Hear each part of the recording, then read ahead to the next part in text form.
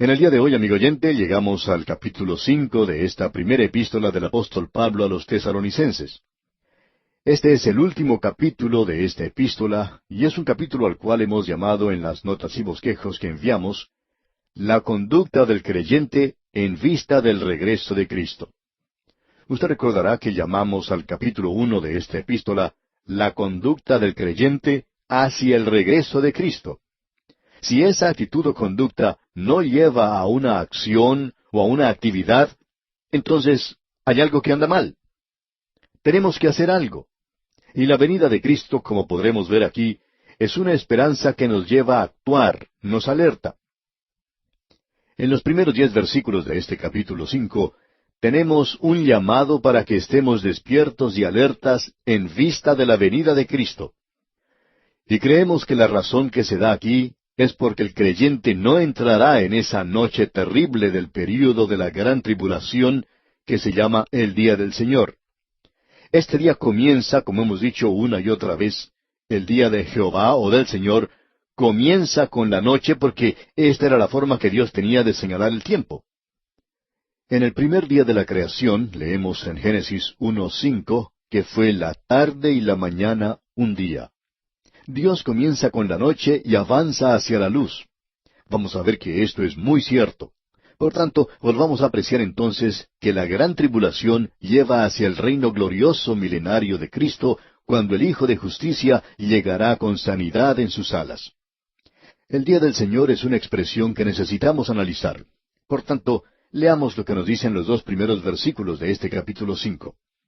El versículo 1 dice, «Pero acerca de los tiempos y de las ocasiones, no tenéis necesidad, hermanos, de que yo os escriba». Ahora, esta mención del tiempo y de las ocasiones no es la propiedad de la iglesia.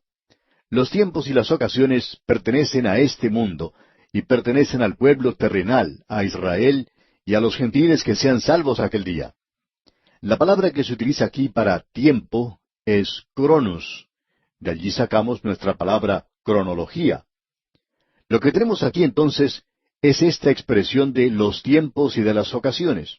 No creemos que tratemos con esto para nada.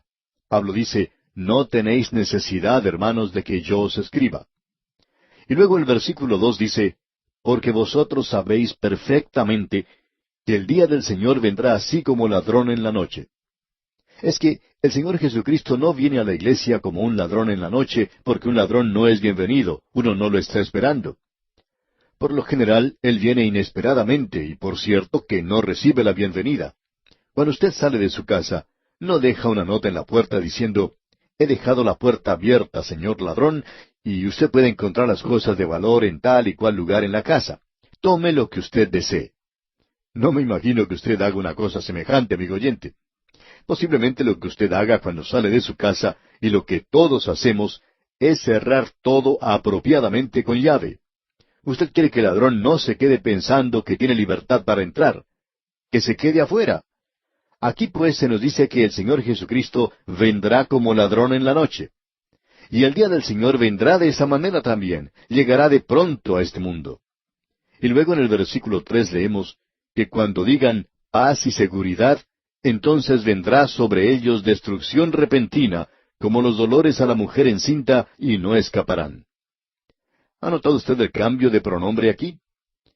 En los primeros 2 versículos, él habla del hecho que nosotros no tenemos nada que ver con los tiempos y las ocasiones. No es necesario para él escribir en cuanto a eso porque el día del Señor vendrá a este mundo como ladrón en la noche. No van a estar esperándolo a él entonces. Y él dice luego, «Vosotros no tenéis necesidad de que yo os escriba». Pero luego, cuando él comienza a hablar acerca de los tiempos del día del Señor, en el versículo 3, leemos que cuando digan paz y seguridad, y se refiere aquí a ellos. Pablo está diciendo aquí que los creyentes no estarán aquí cuando llegue ese tiempo. Creemos que eso es importante de notar de nuestra parte. Quisiéramos repetir una vez más que el día del Señor es un período de tiempo que comienza con el período de la gran tribulación y continúa a través del reino milenario de Cristo sobre esta tierra. Hay muchos pasajes de las Escrituras que nos hablan de esto. Por ejemplo, en el 2º capítulo del libro de Isaías, usted recordará que hace poco estuvimos estudiando este libro, Dios dice en el capítulo 2, versículo 12, porque día de Jehová de los ejércitos vendrá sobre todo soberbio y altivo, sobre todo enaltecido, y será abatido. Y luego él continúa hablando a través de esa sección de que habrá un juicio sobre la sociedad y el gobierno, sobre los militares, sobre el comercio y el arte, y sobre la pompa y el orgullo y la religión. Todo eso se menciona. Y si usted pasa unas cuantas páginas en el libro de Isaías, usted recordará que cuando estuvimos estudiando allí, vimos esto en el capítulo 13, versículos 9 y 10, donde dice, He aquí el día de Jehová viene, terrible y de indignación y de ardor de ira, para convertir la tierra en soledad y raer de ella a sus pecadores, por lo cual las estrellas de los cielos y sus luceros no darán su luz. Y luego continúa hablando de las terribles cosas que sucederán. Y en la profecía de Joel, algo que todavía no hemos estudiado, se nos dice en el capítulo 1, versículo 15, Ay del día, porque cercano está el día de Jehová, y vendrá como destrucción por el Todopoderoso. Él habla de esto como un día de tinieblas y de oscuridad, día de nube y de sombra. Ese es el cuadro que tenemos de esto en el Antiguo Testamento. Ahora el día del Señor comienza, como hemos dicho, con la gran tribulación, y continúa a través del reino milenario, y ese es el tema del Antiguo Testamento. Lo que tuvimos nosotros en el capítulo 4 de esta primera epístola a los tesalonicenses, de la venida de Cristo para arrebatar a su iglesia de este mundo, eso ni siquiera es mencionado en el Antiguo Testamento. Encontramos esto allí por medio de la tipología, sin duda alguna. Podemos ver esto en personajes como Enoc y Elías. También lo podemos apreciar en otras cosas, pero no se enseña en el Antiguo Testamento que el Señor Jesucristo vaya a sacar de este mundo una compañía de gente para sí mismo. ¡Qué verdad más gloriosa y hermosa es esta! Y esa es la verdad que se revela por primera vez en el aposento alto, cuando el Señor Jesucristo dijo, Voy pues a preparar lugar para vosotros. Y si me fuere y os preparare lugar, vendré otra vez y os tomaré a mí mismo, para que donde yo estoy, vosotros también estéis. Hasta donde entendemos, esa es la primera vez que se menciona en la Biblia. Pablo desarrolla esto en el capítulo 4, como ya vimos en los dos programas anteriores. Pero ahora él está hablando acerca de algo que es el tema del Antiguo Testamento y que era bien conocido en el Antiguo Testamento. Ahora él se aparta de eso y dice que llegará un tiempo que será una gran sorpresa para el mundo. Por cierto que no lo estarán esperando. No están esperando que eso suceda para nada. Y luego dice en el versículo 3, que cuando digan paz y seguridad, entonces vendrá sobre ellos destrucción repentina, como los dolores a la mujer encinta, y no escaparán. Y luego en su segunda epístola a los tesalonicenses nos advertirá en cuanto a una gran mentira. El Señor Jesucristo nos advirtió en cuanto a esto. Tened cuidado de que nadie os engañe, porque el mundo creerá que están entrando al milenio y entonces gozarán de una era de paz. Pero en realidad lo que está sucediendo es que están entrando en el período de la gran tribulación. Y llegará de pronto, así como ladrón en la noche. Luego dice en el versículo 4 de este capítulo 5, de la primera epístola a los tesalonicenses, Mas vosotros, hermanos, no estáis en tinieblas, para que aquel día os sorprenda como ladrón. Ahora fíjense usted lo que dice en el versículo 5. Porque todos vosotros sois hijos de luz. El rapto de la iglesia hace dos cosas. Da por terminado este día de gracia en el cual nos encontramos en el presente. Este llamar a un pueblo para su nombre y el llevar a muchos hijos a su hogar en la gloria. Eso es lo que Dios está haciendo hoy. El rapto de la iglesia, pues, pondrá punto final a todo eso. Ahora no solo dará por terminado eso, sino que dará comienzo al día del Señor. El período de la gran tribulación comenzará cuando la iglesia parta de este mundo. Bien, ¿cuál es entonces la relación entre la venida de Cristo por su iglesia y el día del Señor? Bueno, Él nos dice en este capítulo que, acerca de los tiempos y de las ocasiones, no tenéis necesidad, hermanos, de que yo os escriba. No hay necesidad de hablar en cuanto a esto. Ustedes saben perfectamente, dice Él, que el día del Señor vendrá como ladrón de noche. Eso es enseñado en el Antiguo Testamento. Ustedes ya saben en cuanto a esto. Y ahora llegará de pronto. Y la gente piensa que esto será una época de paz, pero en su lugar tendrá efecto la peor guerra que el mundo haya conocido. Ese es el día de la ira. Esto ha sido descrito en muchas formas y maneras diferentes. Pero la pregunta es aún la misma. ¿Cómo se relaciona la vida de Cristo por su iglesia con el día del Señor que precede a la segunda venida de Cristo. ¿Cómo se relacionan estas dos cosas? Bueno, creemos que sencillamente lo podemos indicar como que en el momento del traslado de la iglesia llega el fin del día de la gracia y ahora comienza el día del Señor. Es decir, un solo suceso hace dos cosas, finaliza un día y abre otro. Y ese día que comienza en las tinieblas como comienza el día, pero Él dice que nosotros no estamos en tinieblas. Ahora, ¿por qué es que nosotros no estamos en tinieblas? Y aquel día no nos sorprenderá como ladrón. ¿Por qué? Bueno, nosotros no vamos a estar aquí, amigo oyente. Ya hemos partido de este lugar como vimos en el capítulo anterior. El Señor mismo descenderá del cielo para tomar a su iglesia y sacarla de este mundo. Ahora Él dice, porque todos vosotros sois hijos de luz. Vosotros no pertenecéis a esa dispensación que vendrá. Vosotros pertenecéis a la dispensación de la gracia en la cual nos encontramos hoy. Y amigo oyente, mientras usted no aprenda a hacer estas distinciones en las Escrituras, usted va a continuar en la confusión en la que se encuentra. Y hablando honradamente, amigo oyente, no conocemos a ninguna otra persona que esté más confusa hoy que algunos de nuestros teólogos. Algunos de ellos dicen que no quieren ni tener nada que ver con la profecía y lo dejan de lado. ¿Por qué?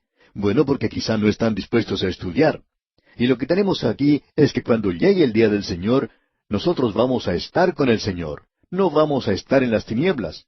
Él lo expresa bien claro cuando dice, para que aquel día os sorprenda como ladrón, porque Él no vendrá como ladrón para la iglesia. Nosotros estamos esperando esa bendita esperanza y la venida gloriosa de nuestro gran Dios y Salvador. Luego nos dice, por tanto, no durmamos como los demás. Y usted puede ver, amigo oyente, que esa bendita esperanza, que es el rapto de la iglesia, puede tener lugar en cualquier momento. Y en vista de eso, nosotros no deberíamos ser cristianos dormidos hoy. Lo que Pablo está diciendo aquí es que en vista de que el Señor Jesucristo va a tomar su iglesia y va a arrebatarla de este mundo, que nosotros no vamos a estar aquí y que el mundo, aquellos que no han sido salvos, van a pasar por un período tremendo. Y él dice, por tanto, no durmamos como los demás, sino velemos y seamos sobrios. Y este asunto de ser sobrios que él menciona aquí, amigo oyente, puede tener varios significados. No solo quiere decir el estar sobrio en lo que se refiere a las bebidas alcohólicas, sino también a lo que ocurre con muchas personas que se emborrachan con el poder o con el hacer dinero o con los placeres de este mundo. Hay muchas cosas hoy en las cuales uno puede embriagarse y dejarse llevar por las mismas. Y Pablo está diciendo aquí que el Hijo de Dios tiene que ser sobrio. ¿Por qué? Bueno, debido a los grandes eventos que van a tener lugar en el futuro. Y amigo oyente, podemos estar muy cerca de esto. No lo sabemos. Creemos que estamos muy cerca, pero no sabemos eso. Creemos eso con todo nuestro corazón. Y a nuestro juicio, opinamos que la venida de Cristo se acerca. Y sabemos que podemos decir con las Escrituras, porque ahora está más cerca de nosotros nuestra salvación que cuando creímos. Ahora nosotros no debemos dormir como duermen los demás, las otras personas que nos rodean. Tenemos que velar y ser sobrios. Pues los que duermen, de noche duermen, y los que se embriagan, de noche se embriagan. El pensamiento que encontramos aquí es que los hijos de luz no pueden hacer esta clase de cosa. Ellos deben vivir para Dios hoy. Y luego él dice, pero nosotros que somos del día, seamos sobrios. Y una vez más el apóstol Pablo menciona esta palabra, sobrios. Y esa es una palabra muy buena. Debemos comprender que nosotros tenemos una obligación. Y ahora él va a mencionar algo que ya ha dicho en la carta a los Efesios, algo que ya hemos considerado antes. Él dice, habiéndonos vestido con la coraza de fe y de amor, y con la esperanza de salvación como yelmo. Esto es algo maravilloso. Estamos comenzando a ver aquí una serie de mandamientos para los creyentes. Estos comienzan en realidad aquí y continúan a través de la palabra de Dios. El primero lo encontramos en el versículo 11. Pero ahora esto nos habla del servicio del soldado, como bien podemos apreciar. Aquí tenemos un llamado a la obligación o tarea del soldado. ¿Qué es lo que debemos hacer? Debemos vestirnos con la coraza de fe y de amor. Eso cubre, protege las partes vitales del cuerpo como lo es su corazón. Y luego se habla del yelmo, la esperanza de salvación. Hoy es un día cuando la mayoría de los hombres no usan nada para cubrir sus cabezas, y las mujeres tampoco usan mucho los sombreros en el presente. Bueno, cada creyente debería tener su yelmo, y esa es la esperanza de salvación. Y aquí encontramos nuevamente estas tres palabras. Esta es la tercera vez que han aparecido aquí en esta epístola. El trabajo del amor, la obra de la fe y la constancia en la esperanza. Aquí lo encontramos nuevamente. La fe, a propósito, es la fe que salva. Y la fe que salva produce obras. Como dijo Calvino, solo la fe salva. Pero la fe que salva no está sola. ¡Qué cuadro el que tenemos aquí! Y el amor es para el creyente. La fe mira hacia el pasado. El amor es para el presente.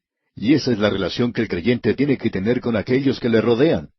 Y la esperanza de salvación, bueno, esa es la bendita esperanza. Eso es lo que él dice que el creyente está ansiando, esperando. Nosotros no estamos esperando o ansiando el día del Señor. Nosotros no estamos esperando el período de la gran tribulación. No vemos cómo uno pueda regocijarse en eso de alguna manera. Nosotros estamos esperando esa bendita esperanza, y es la consumación de nuestra salvación. Juan dice, Amados, ahora somos hijos de Dios, y aún no se ha manifestado lo que hemos de ser, pero sabemos que cuando Él se manifieste, seremos semejantes a Él, porque le veremos tal como Él es. Amigo oyente, Dios no ha finalizado su tarea conmigo, así que no sea muy impaciente conmigo.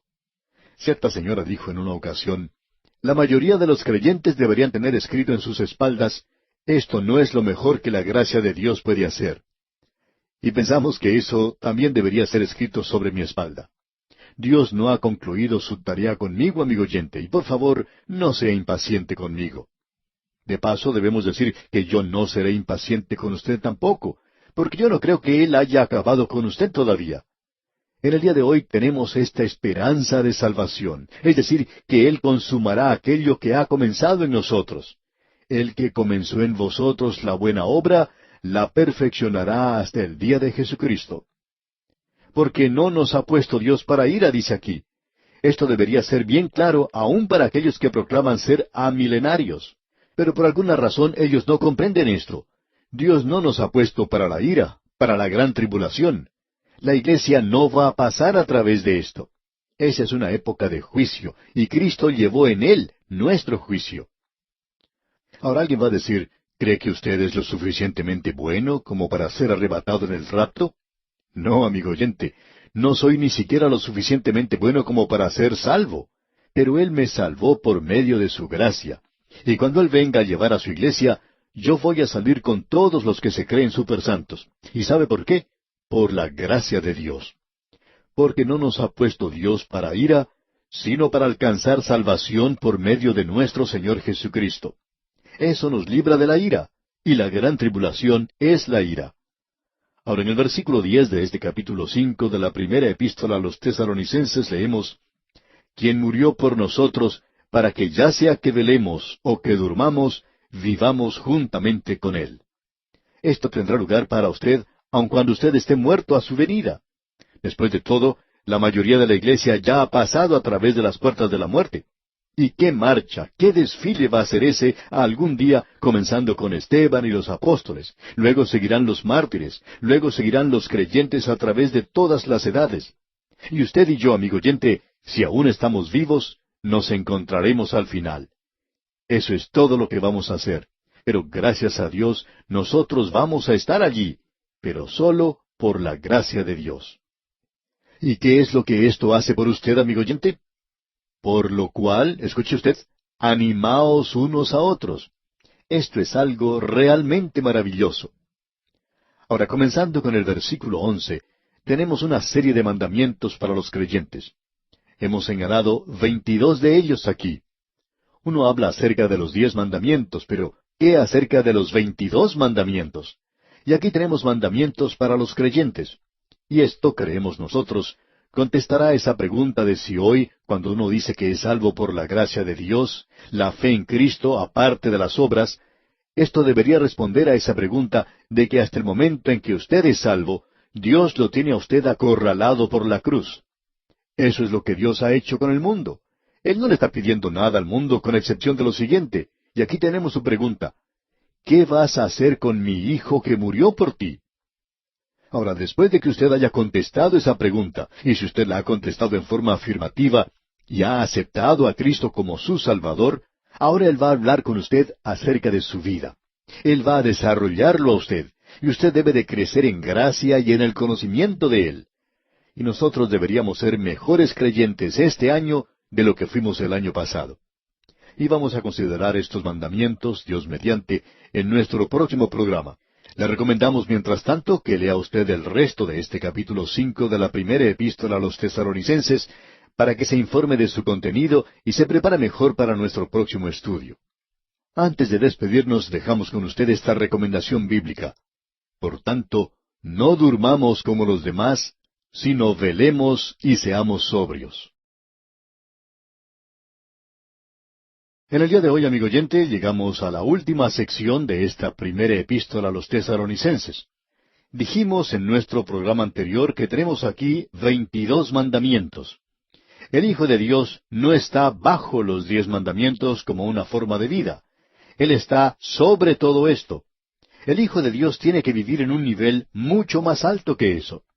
Y aquí tenemos algunos de estos mandamientos y son muy prácticos. Estos mandamientos son para la vida diaria. Es algo maravilloso, glorioso, el poder seguir mirando y esperando la venida de Cristo.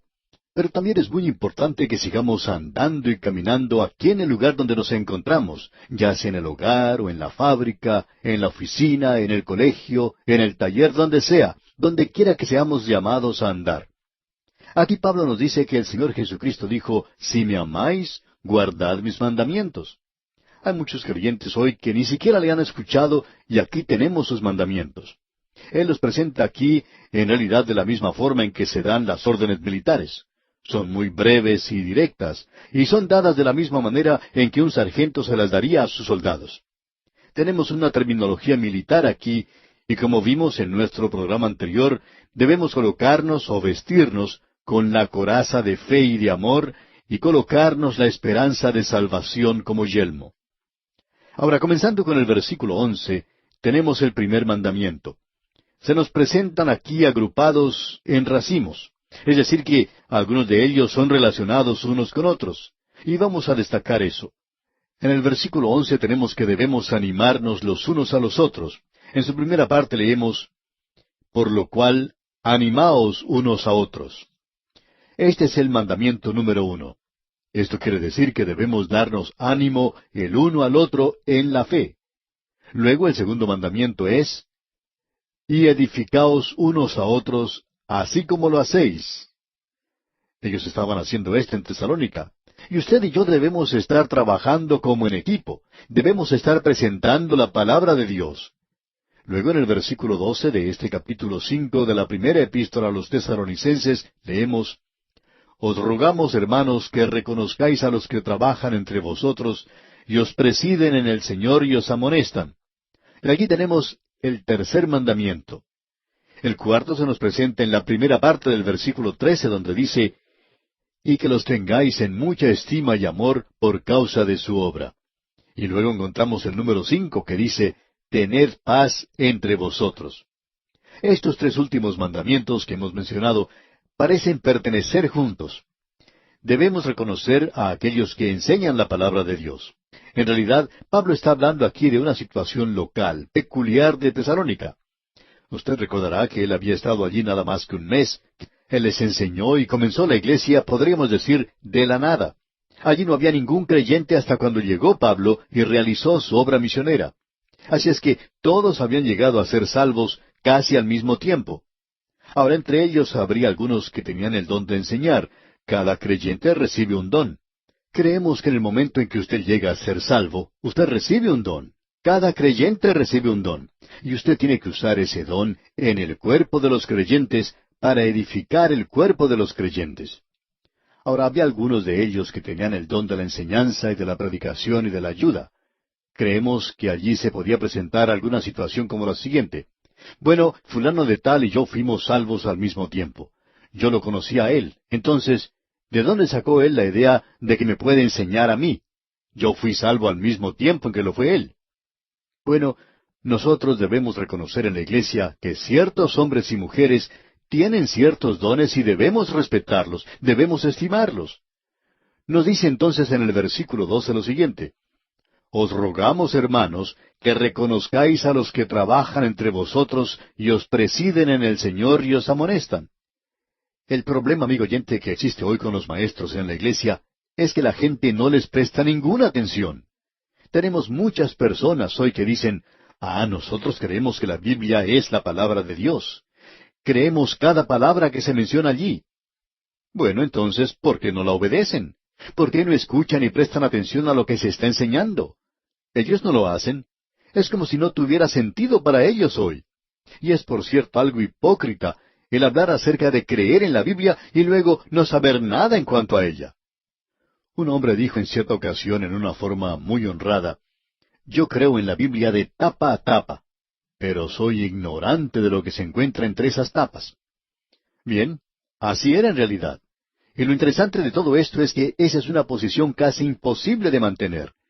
Creemos que si usted, amigo oyente, supiera lo que se encuentra entre las tapas de la Biblia, usted lo llegaría a creer. Pero no diga que usted lo cree y luego es ignorante de lo que allí se dice, porque entonces usted se está derrotando a sí mismo, está tomando una posición hipócrita.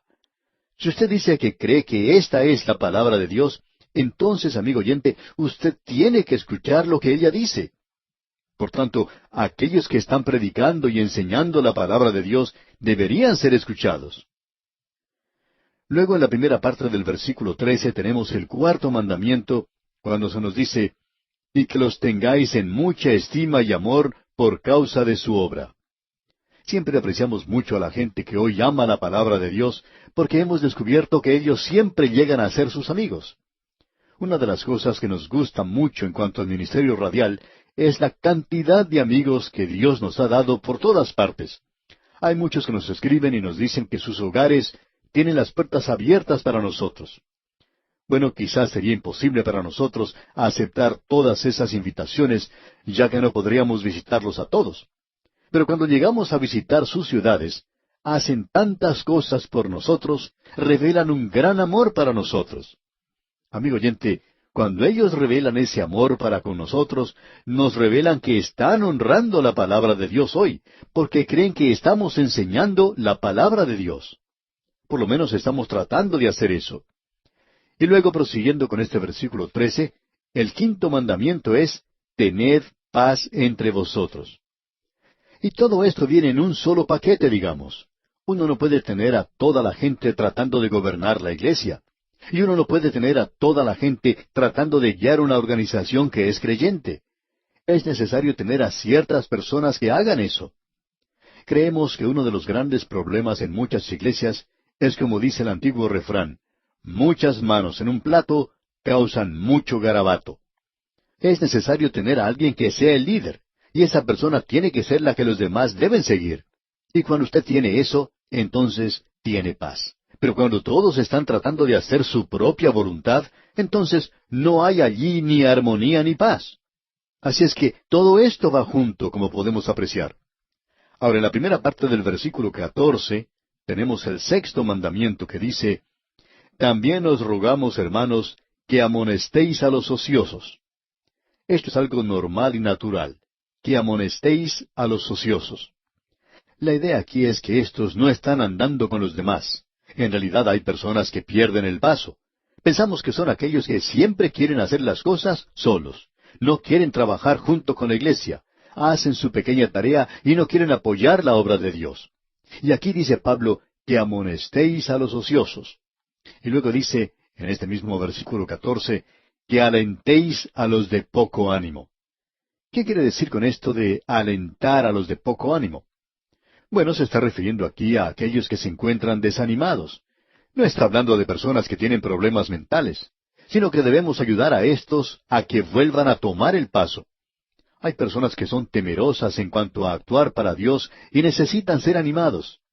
Hay muchos santos hoy que necesitan que alguien ponga sus manos en el hombro y que les diga: hermano, usted puede realizar esa tarea.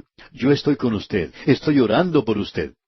Y esto es algo realmente maravilloso. En cierta ocasión, el doctor J. Vernon McGee autor de estos estudios bíblicos, contaba que él había sido presentado ante el público como el hombre por el cual se había orado más en todos los Estados Unidos. Bueno, él dijo que no sabía si era cierto o no, pero que él había recibido miles de cartas en las cuales le decían, estamos orando por usted, y seguimos haciéndolo hoy. Y por cierto que él lo necesitaba. Amigo oyente, es algo que necesitamos hoy. Los de poco ánimo.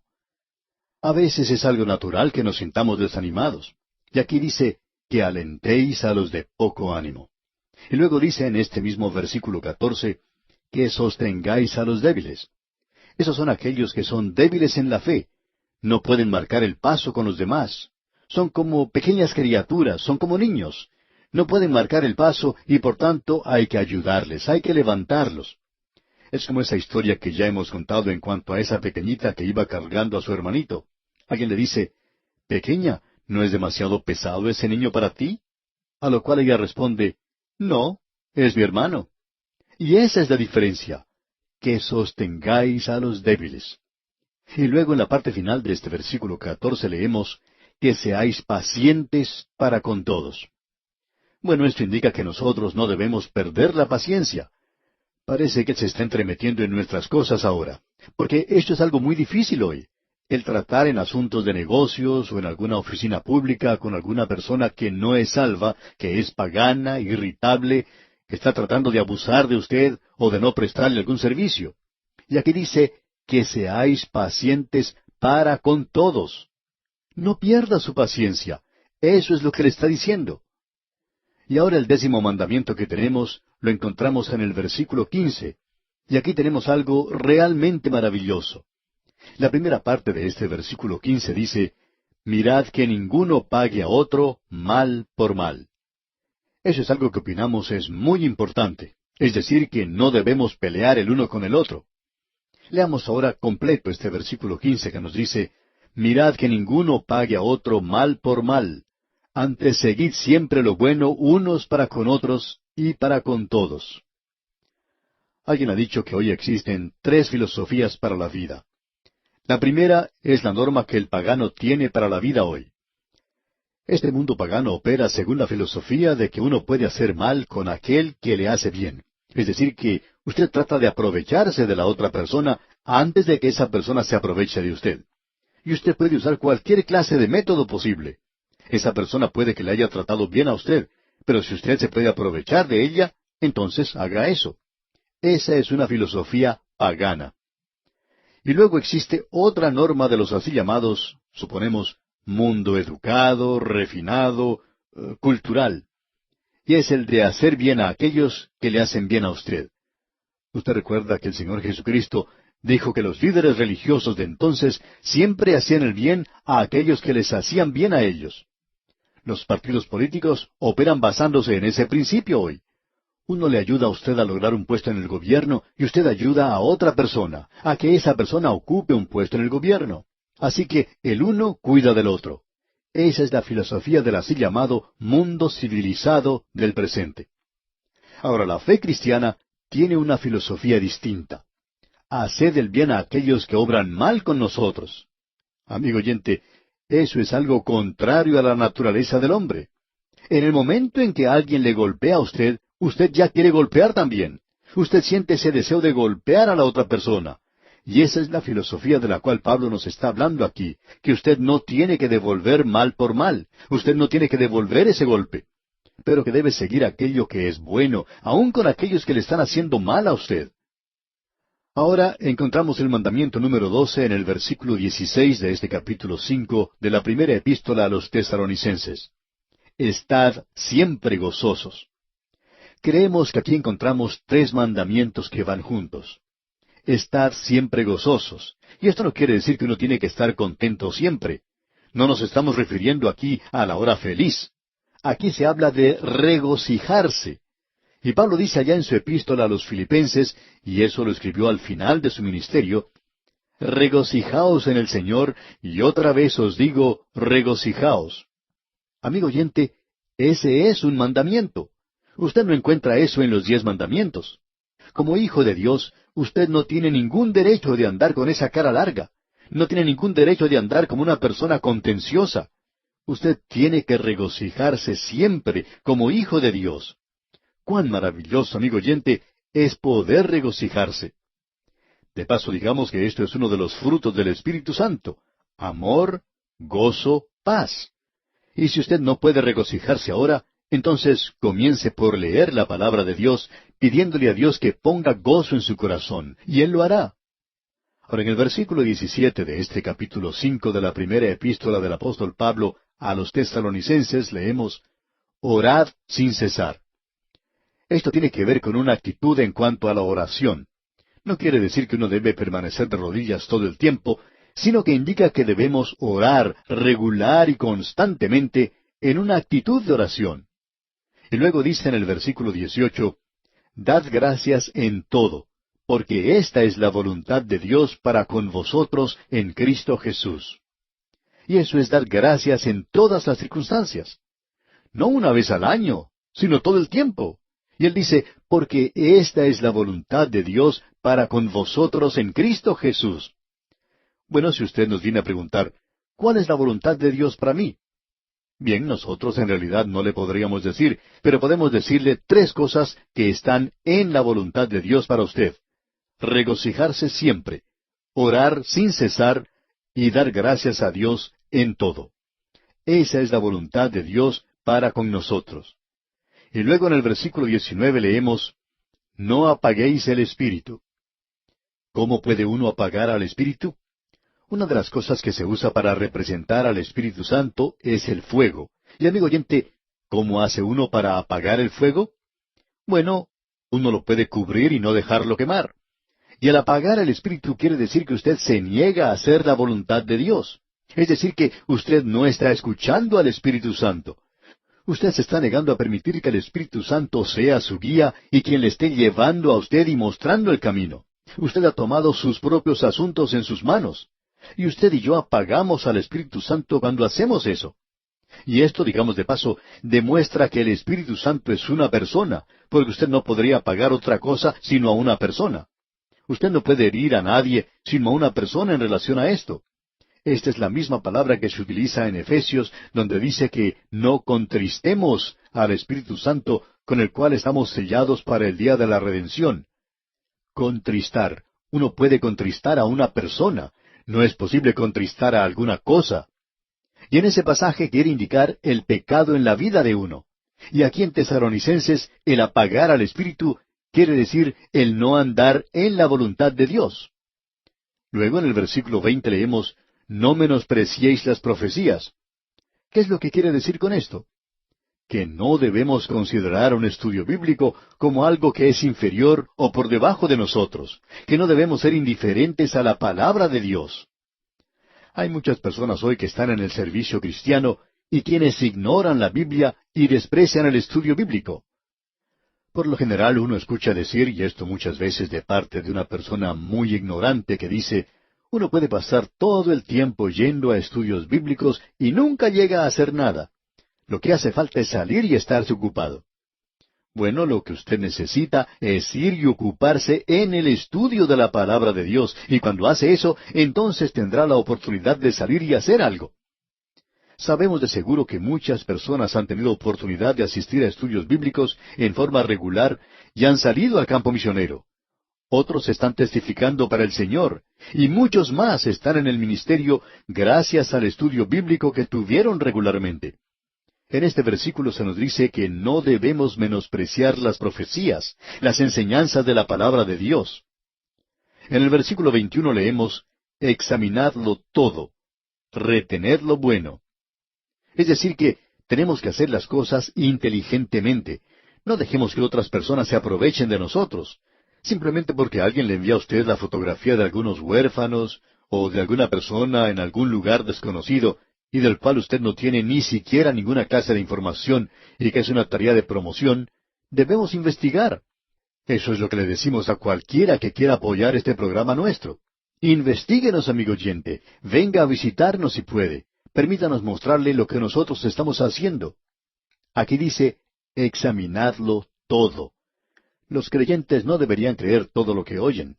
Retened lo bueno. Amigo oyente, estas cosas que se mencionan aquí son realmente maravillosas. Y creemos que aquí tenemos la respuesta para algunos pasatiempos dudosos.